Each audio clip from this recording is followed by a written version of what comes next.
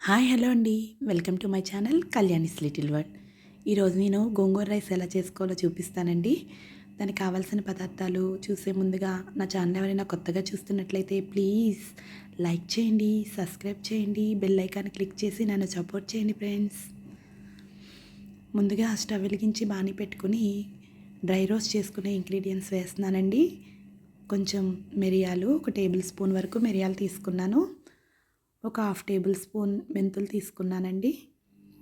తర్వాత పచ్చిశనగపప్పు తీసుకుంటున్నాను. ఒక 2 టేబుల్ స్పూన్స్ వరకు తీసుకున్నానండి. తర్వాత మినపప్పు కూడా తీసుకోవాలి. పట్టు మినపప్పు అయితే బాగుంటుందండి. కాకపోతే నా దగ్గర అది లేదు సమయానికి, అందుకనే గుళ్ళు మినపప్పు వేస్తున్నాను.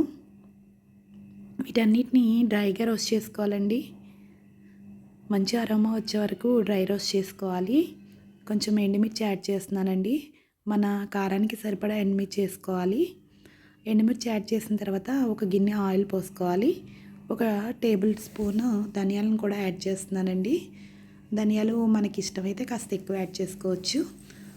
1 టేబుల్ స్పూన్ వరకు తెల్ల నువ్వులు యాడ్ చేస్తున్నాను.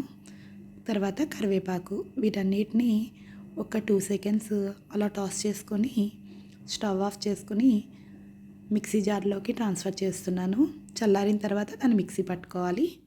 అదే బాణీలోకి కొంచెం ఆయిల్ వేసి పల్లీలు, పచ్చిశనగపప్పు, మినపప్పు, ఆవాలు, ఎండుమిర్చి, పచ్చిమిర్చి, జీలకర్ర యాడ్ చేస్తానండి. అదే మన పులిహోర పోపు తయారు చేసుకుంటాం కదా, అట్లా రెడీ చేసుకోవాలి. ఎండుమిర్చి కూడా యాడ్ చేసుకుని మంచిగా వేయించుకోవాలండి. తర్వాత లాస్ట్లో కరివేపాకు కూడా యాడ్ చేసుకోవాలి. కొంచెం పసుపు వేసుకుంటున్నానండి. మంచిగా వేగిన తర్వాత దాన్ని ఆపుకొని స్టవ్ ఆపుకొని కలుపుకుందాము రైస్లో. ముందుగానే రైస్ ఉడికించి పెట్టుకున్నాను. గోంగూర కూడా ఉడికించి పెట్టుకున్నానండి. నేను గోంగూర ముందుగానే ఉడికించి స్టోర్ చేసి పెట్టుకుంటాను.